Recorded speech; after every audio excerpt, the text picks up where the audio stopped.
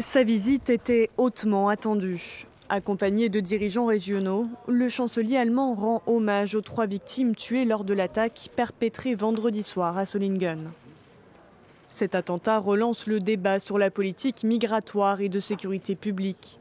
Mis sous pression par ses opposants, Olaf Scholz promet de durcir rapidement la loi sur le port d'armes et de tout faire pour expulser ceux qui ne doivent pas rester en Allemagne, selon ses termes. C'était du terrorisme contre nous tous. Il est évident que nous devons à nouveau renforcer les dispositions légales en vigueur en Allemagne. Le parti d'extrême droite AfD l'entend pourtant autrement, comme en témoigne cette banderole qui proclame « Notre peuple d'abord », brandie à Solingen par sa section de jeunesse. L'AfD vise des scores inédits aux élections régionales dans l'Est, en Saxe et en Thuringe, qui auront lieu en fin de semaine. Il réclame, selon ses termes, une offensive en matière d'expulsion des immigrés.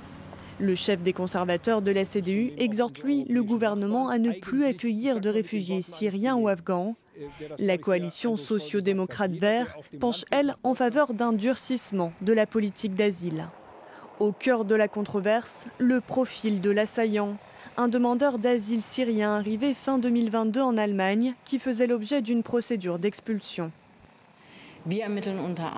Notre enquête porte sur les meurtres et les tentatives de meurtre.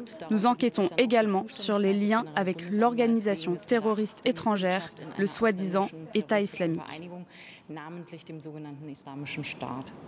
L'organisation djihadiste a revendiqué l'attaque de Solingen, tout comme elle l'avait fait en décembre 2016, lorsqu'un attentat au camion bélier avait causé la mort de 12 personnes à Berlin.